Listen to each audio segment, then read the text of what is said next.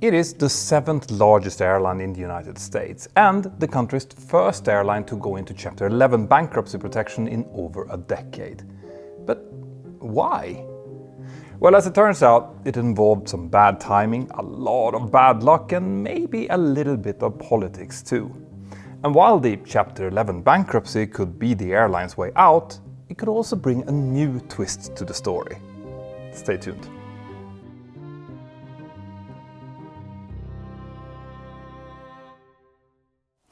This actually isn't a new story. I first made a video about Spirit's headaches over 2 years ago in the summer of 2022, after which JetBlue had emerged as the winner in a long battle over who was going to buy Spirit.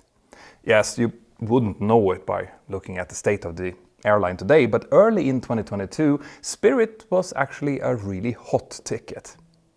Back then, the two airlines fighting over it was JetBlue and Frontier, and while Frontier was the first to start talks with Spirit, JetBlue soon became the much more aggressive suitor. But a lot has changed since then. Late in October this year, Spirit announced plans to furlough around 330 pilots and to also downgrade 120 captains to first officers, which is something that airlines just almost never do. And all of this came after they had already furloughed 186 pilots in last September. Then, on the 18th of November, Spirit Airlines filed for Chapter 11 bankruptcy protection. And when its shares stopped trading on that day, they had lost 90% of their value compared to the start of 2024. So what's going on here? Well, to understand this, we need to go back to 2022 and look at the reason why Spirit and Frontier had wanted to join forces in the first place.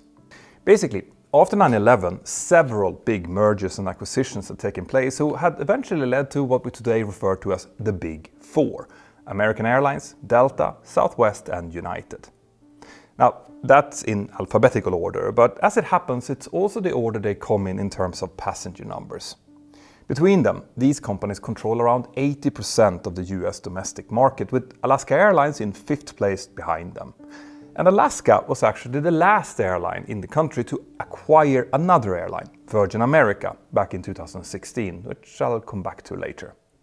Now, that whole airline consolidation was deemed necessary after 9/11 for several different reasons, but this wasn't going to be everyone's view forever. The industry has become much more robust over time, which is a good thing, but that also means that regulators have gradually become more wary about how the market is becoming maybe a little bit too consolidated. Obviously, the more airlines there are fighting over passengers on a given route, the more choice for the traveling public, and that competition drives prices down. But if airlines merge or strike up deals to share traffic, well, then there's no need for competition and the prices can start to go up, at least in theory. That is why in recent years we have seen several government moves to stop airlines consolidating. For example, back in 2020, JetBlue and American Airlines started what they call the Northeast Alliance, a joint venture that would see them combine routes out of JFK and Boston airports. The airlines claimed that the move would benefit customers by allowing them to connect flights between the two airlines thanks to coordinated schedules and booking systems. And on top of that, they even combined some benefits in their loyalty programs. But in September of 2021, the Justice Department and 6 US states sued to block this joint venture based on those competitive grounds that I just mentioned. And in May of 2023, a federal judge also sided with the Justice Department and ordered the two airlines to stop their alliance within 30 days from his ruling. Now, JetBlue and American later appealed that decision unsuccessfully, but we might not have heard the end of that story yet. Anyway, whilst all of that was going on, first Frontier, then JetBlue tried to acquire Spirit. Now, a tie-up between Frontier and Spirit would have been relatively simple to explain. Both airlines are ultra-low-cost carriers with very similar operating models, and their networks were also quite similar, particularly around Florida. On top of that, both of them also had an all Airbus A320 family fleet, would therefore be quite easy to combine. And by the way, these similarities weren't entirely coincidental. Frontier Airlines is a subsidiary of Indigo Partners, and that same company was a major investor in Spirit back in the mid-2000s when it transitioned into becoming a low-cost carrier. Frontier then followed a very similar evolution, so the shared DNA between those two companies actually isn't very surprising. Anyway, a merger between Spirit and Frontier would have beaten Alaska Airlines as the 5th largest airline in the country. But then JetBlue suddenly entered into the picture from basically nowhere with its own bid for Spirit, which would have also created the 5th biggest airline in the US. Now, Frontier and Spirit wanted to join forces because this would have made them into a powerful ultra-low-cost carrier entity, something that would really have been able to compete with the likes of Southwest Airlines, for example. But the purpose of JetBlue's bid for Spirit was, well, let's say a little bit different. Because JetBlue was mostly interested in Spirit's route network and its airport slots at key airports around the country. And crucially, JetBlue is a leisure carrier, not a low-cost or ultra-low-cost carrier. So in that case, JetBlue would have not operated Spirit as a separate entity. Instead, Spirit fleet would have just been reconfigured into JetBlue specifications with fewer seats and in a less dense cabin. And that was something that the US Justice Department really didn't like. The DOJ again argued that the JetBlue-Spirit merger would hurt competition because some shared routes between the two carriers would be merged, ULCC ticket prices would turn into leisure prices, and the overall number of available seats would definitely go down. And that argument made quite a lot of sense, right? Well, the DOJ thought so. So a federal judge in January of 2024 blocked JetBlue's $3.8 billion deal to buy Spirit. Both airlines obviously initially protested, but they then gave up their efforts to appeal only a few months later. Now, to be clear, the objection of the Department of Justice over JetBlue's acquisition of Spirit didn't come as a surprise to basically anyone. In fact, Spirit's agreement to the JetBlue acquisition actually even included a compensation if the acquisition was blocked because of regulatory pressure. And when JetBlue and Frontier were fighting over Spirit back in 2022, Spirit's own management stated that JetBlue's acquisition was indeed more likely to hit regulatory hurdles. But the problem was that blocking the JetBlue-Spirit tie-up on competition grounds made sense only if we assume that Spirit could continue to operate just fine without it. And as it turns out, some other developments who were happening in parallel with all of this were making that assumption impossible. And speaking of impossible, have you seen this awesome little thing right here? This is the hover pen from Novium, today's sponsor. And Novium creates these pens with a level of care and ingenuity that reminds me of some of the finest early aerospace projects. So if you're looking for a really unique holiday gift, trust me, this is the one.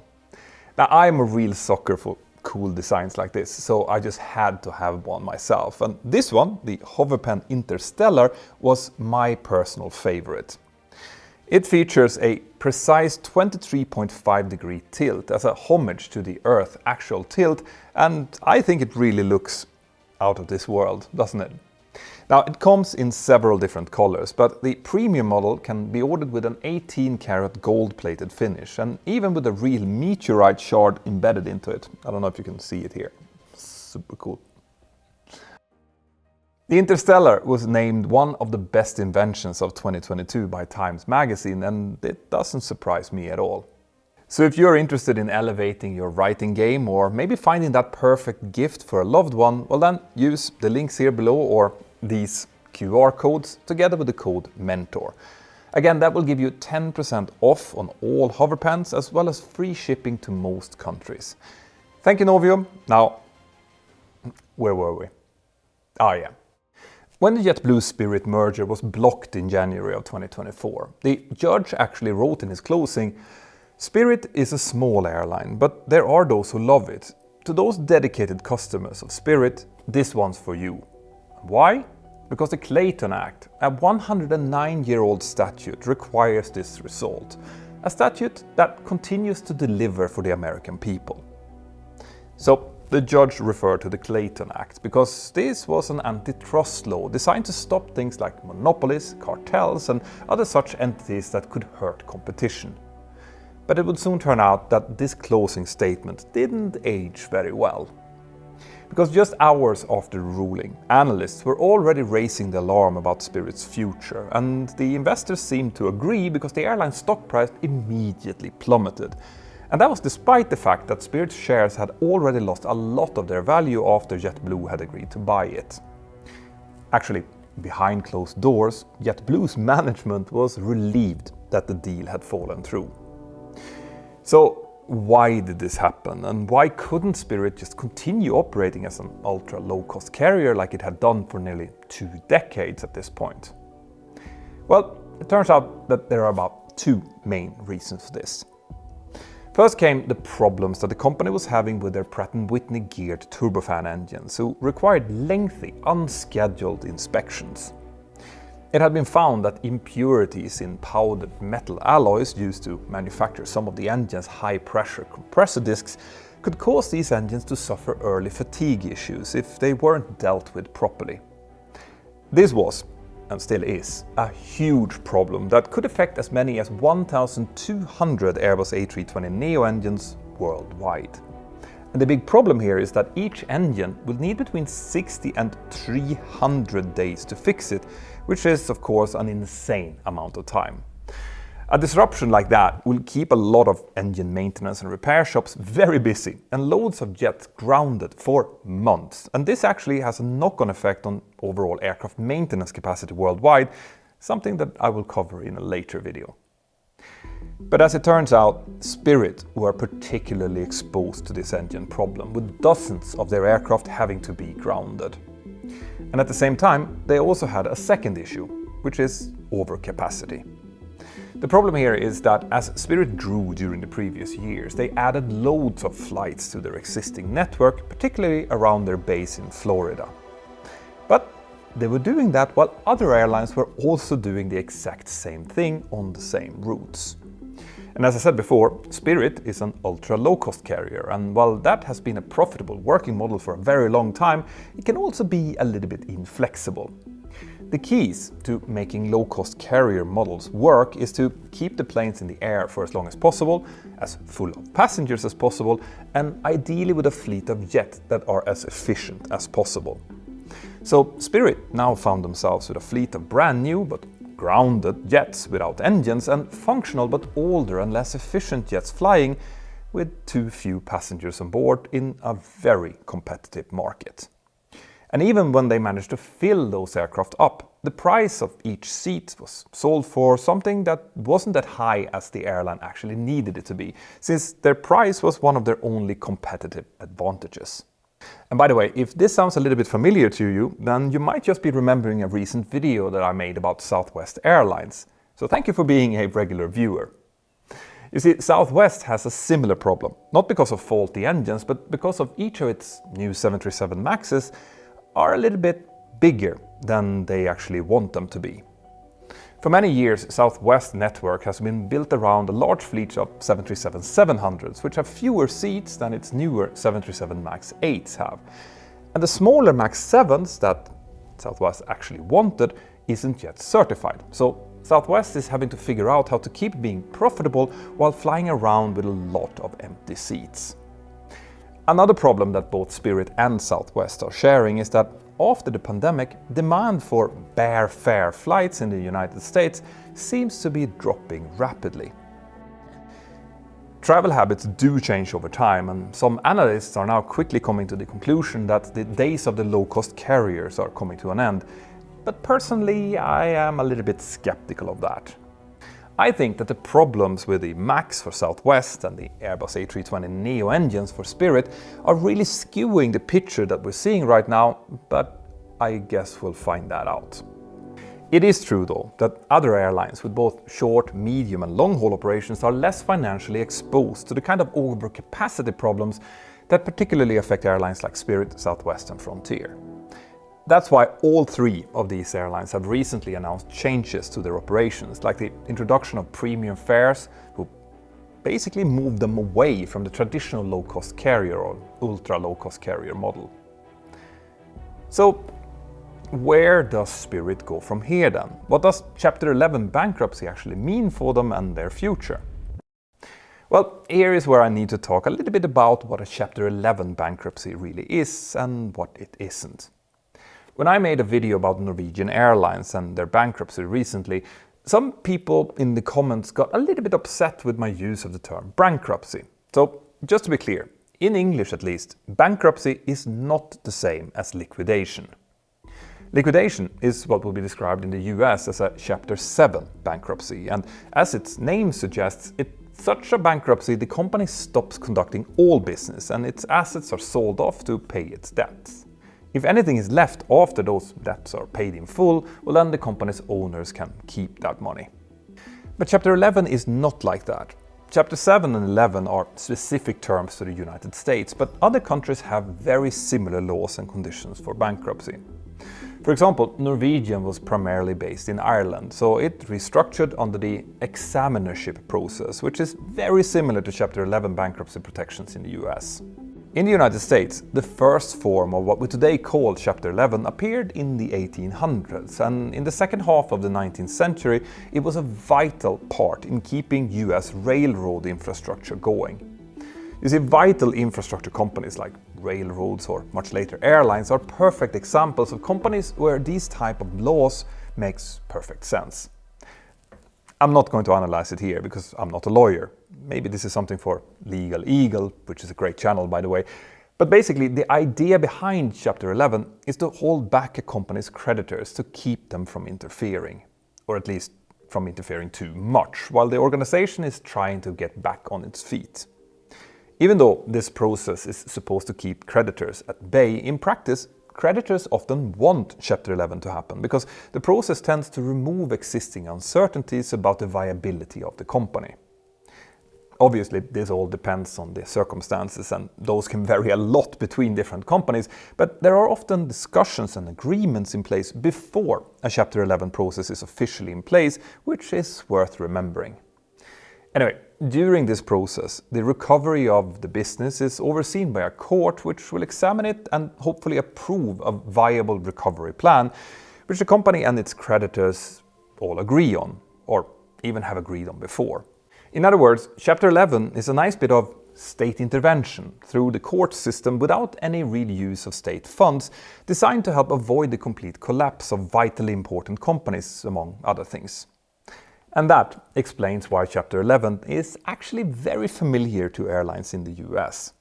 Since the days of deregulation in the late 1970s, pretty much all airlines in the United States have gone through Chapter 11 at least once, and having gone through it twice isn't particularly rare either. Aside from some airlines that emerged recently, there's only one US airline that have never gone through Chapter 11, and that's Southwest Airlines. Southwest was actually profitable from its launch in the early 1970s all the way up until 2019, a 47-year streak that was only broken by the pandemic. But the point that I want to make here is that in the airline world at least, Chapter 11 bankruptcy actually often leads to recovery. While the airline goes through the process, they normally continue to operate normally, although understandably some passengers, especially those booking months ahead of traveling, might prefer booking with someone else, and that's why airlines prefer to get through this process as fast as possible. Now sometimes the company doesn't survive in its original form and ends up getting bought, rebranded or absorbed into another airline. That's, for example, what happened with TWA when it became part of American Airlines. And sometimes these discussions and agreements before Chapter 11 can be really formal. So much so that the process is done almost preemptively, meaning before any real financial trouble properly hits the airline. An example of that was when American Airlines filed for Chapter 11 bankruptcy protection back in November of 2011. What made that notable and a little bit weird was that less than 3 months earlier, American had placed what was at the time the world's single largest aircraft order of 460 single-aisle jets split between Airbus and Boeing. An order that actually launched the 737 MAX, by the way. Now that procedure was mainly aimed at dealing with labor costs and rising fuel prices, and there is quite a bit more background to it. But the point is that American had enough cash to keep operating even without Chapter 11 in place. So what about Spirit then? Are they in genuine trouble, or is this a preemptive Chapter 11 filing? Well, Spirit does seem to have key debts that it needs to pay in the coming months. But the good news is that its Chapter 11 filing came after a long and constructive set of talks with many of their key creditors.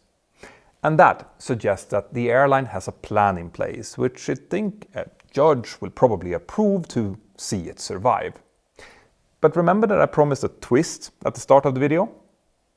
Well, in my first video on Spirit over 2 years ago, I said that the most likely winner of the JetBlue-Spirit merger was Frontier. Because with Spirit gone as an ultra-low-cost carrier, Frontier would basically have that market cornered. Now, Frontier has had to adjust to the same challenges as Spirit, but its shares have done much better than Spirit's, and they decided to shift over to a more premium passenger market much earlier than both Spirit and Southwest did. But the thing is, at one point during the recent weeks, Spirit actually restarted merger talks with Frontier, presumably at much lower prices than those discussed back in 2022. Now, officially, those talks then ended without leading to anything definitive, but is that really the end, you think?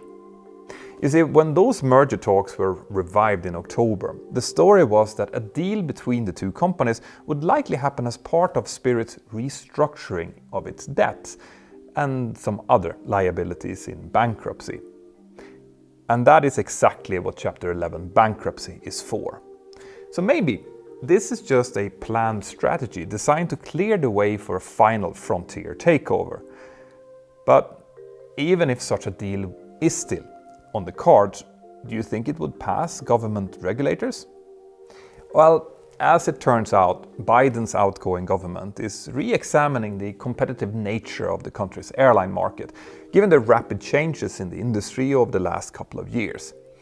And of course, the country's new administration is very likely to change its general attitude towards all type of mergers. So a Frontier Spirit get-together and even that JetBlue American Northeast Alliance might still have some life in them. I think so. But the important thing here is, what do you guys think? What airline can you think of that might be looking for new suitors today or soon? Let me know in the comments below. Thank you so much for watching, and I hope that I've earned a subscription from you. Or if you want to be truly awesome and support the work that I'm doing, then join my fantastic group of Patreons using patreon.com/mentorpilot. It's now possible to gift a Patreon membership as well, so if you know someone who likes my channel and want to join my next Patreon hangout, then that could be an awesome gift. Watch these videos next and have an absolutely fantastic day. Bye-bye.